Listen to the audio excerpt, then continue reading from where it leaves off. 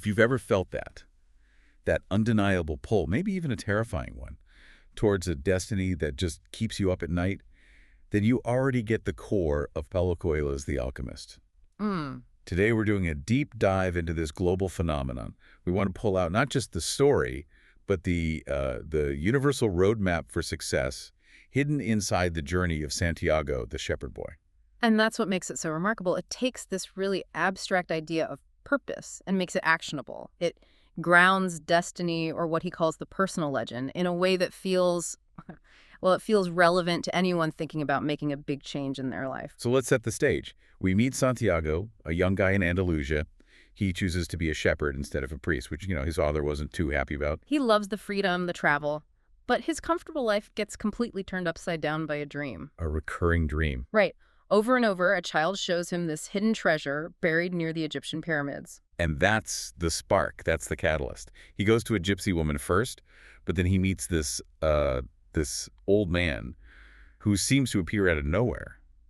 Melchizedek. The king of Salem. And he's the one who gives a name to what's driving Santiago. The personal legend. Exactly. It's your highest calling, the path that the universe, or God, has laid out for you. And the book says that when you're on that path, you feel this incredible enthusiasm.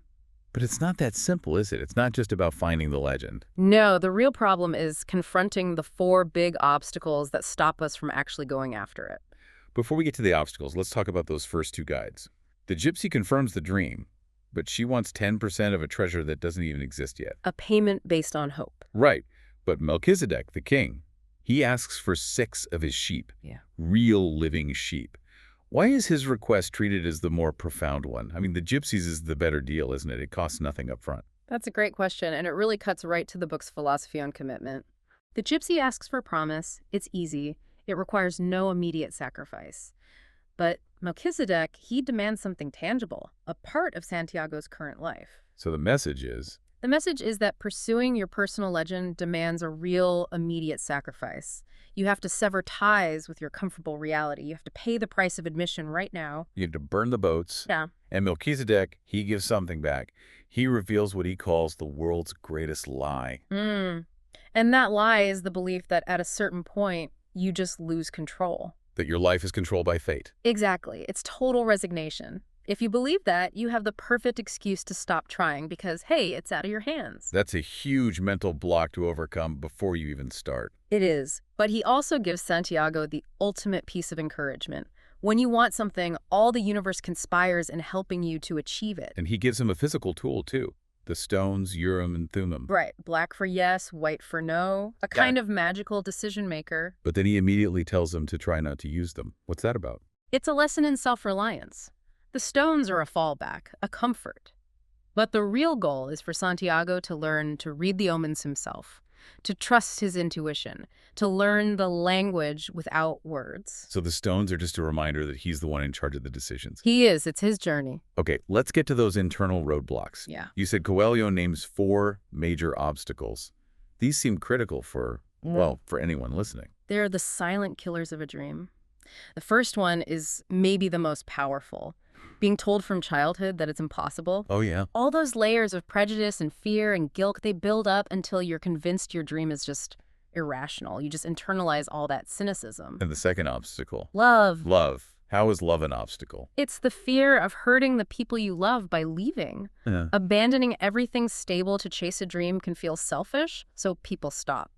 They choose what they see as stability over their own fulfillment. Wow. Okay, that's heavy. What's the third? The fear of defeat. And that Coelho is specific here. He says people who fight for their dream suffer more when they fail because they don't have that excuse of, oh, I didn't really want it anyway. You're all in. You're all in. You have to embrace the scars and just trust that the universe is still working, even when it looks like a total disaster. Which brings us to the last one. The one Coelho calls the most dangerous. The fourth is the fear of actually realizing the dream. Fear of success. Exactly. That feeling of unworthiness that creeps in when the goal is right there.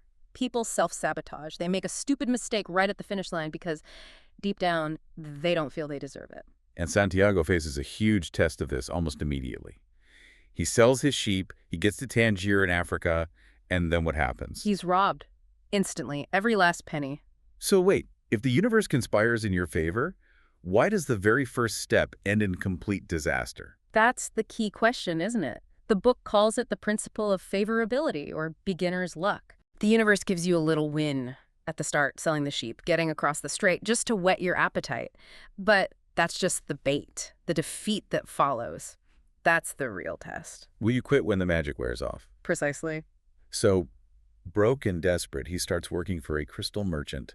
And this part is fascinating because Santiago's energy, his purpose, starts to transform this failing business. He's learning that language without words. And the crystal merchant himself is, well, he's a profound cautionary tale. He's a devout Muslim, and his life's dream, his religious obligation, is to make the pilgrimage to Mecca. Yeah, and he can afford it. He can, but he refuses to go. He tells Santiago, "It's the thought of Mecca that keeps me alive." He's afraid if he actually achieves his dream, he'll have nothing left to live for. That is the perfect example of that fear of realization. He's stuck. He chooses the potential of the dream over the messy, difficult, life-changing reality of it. And Santiago sees that when you ignore a blessing like that, it becomes a curse. So Santiago works. He saves up enough money to buy double the sheep he had before. He could go home, be even more successful than he was. It's a huge decision point. And he remembers a story Melchizedek told him about a boy carrying a spoon with 2 drops of oil. Right, the secret of happiness is to see all the marvels of the world. But never forget the drops of oil on the spoon. The balance. Yes. And Santiago realizes his sheep are the oil, their security, but they aren't the marvels. So he decides to continue, and the merchant just says, "Maktub." It is written. But how does that square with the idea that fate doesn't control your life? That seems like a contradiction. It's a nuanced way of looking at it. Maktub isn't about a pre-written future. It's about accepting the past and the present. It means what happened had to happen for me to be right here, right now. It's acceptance, not resignation. Exactly. It allows him to accept the journey's hardships without complaint, knowing he's still free to choose what's next. So he crosses the desert and meets the Englishman, an academic type who's looking for an alchemist. The Englishman is obsessed with these ancient coded books. He thinks the secrets of alchemy, the philosopher's stone, are all locked away in complex texts. But Santiago's learning the opposite. He's learning that the truth is simple. Alchemy isn't really about turning lead into gold. That's just a metaphor. For what? For purifying yourself, for giving up the vanities of the world to become your best self. The purification of the metal is a mirror for the purification of the soul. And then at the oasis, he finds the most powerful part of that universal language. He meets Fatima. And it is instant. A deep, profound recognition, and he's immediately ready to give up the entire quest to stay with her. So this is that second obstacle, love, coming back in full force. It is. But Fatima's response is revolutionary. She tells him that true love doesn't possess. She's a woman of the desert. She understands waiting. She says love has to be an impetus, something that pushes you forward, not holds you back. The alchemist himself reinforces this. He gives him a pretty stark warning. A very harsh warning. He says if you stay, you'll regret it. The omens will disappear. Because if a man gives up his personal legend for love, then it wasn't true love to begin with. Because true love would never hold you back from your own fulfillment. It wants you to be fulfilled. Your joy contributes to the joy of the universe. Which leads him to the final ultimate test. The tribal wars are raging, and to save his life, the local chief demands he perform a miracle. He has 3 days to turn himself into the wind. So all these abstract metaphysical ideas suddenly become a matter of life and death. Literally.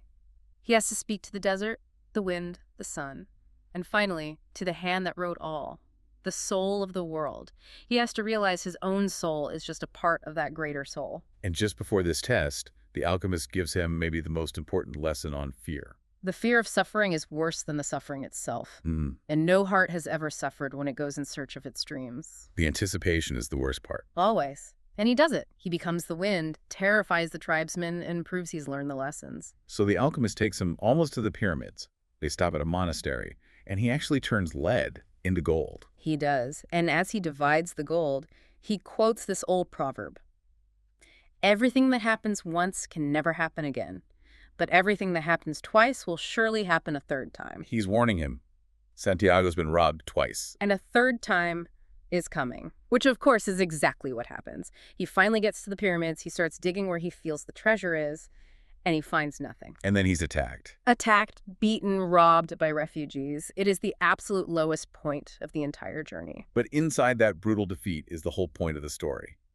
The beautiful irony. The leader of the thieves, he mocks Santiago. He tells him he also had a recurring dream. A dream about a treasure. A treasure hidden under a sycamore tree at a ruined church in Spain.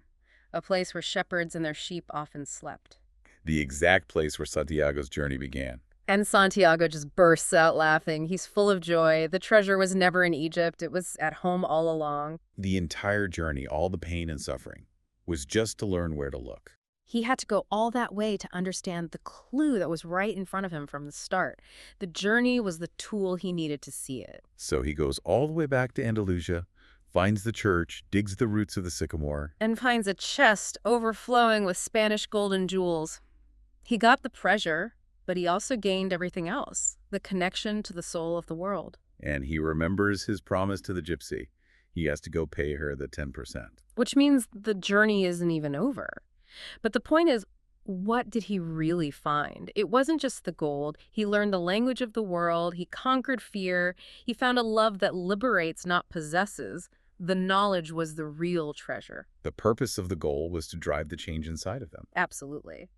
And Coelho leaves us with this final thought, this little story about the Roman centurion who said to the rabbi, "My lord, I am not worthy that you should come under my roof, but only speak a word and my servant will be healed." A small, simple act of faith. It's a simple act.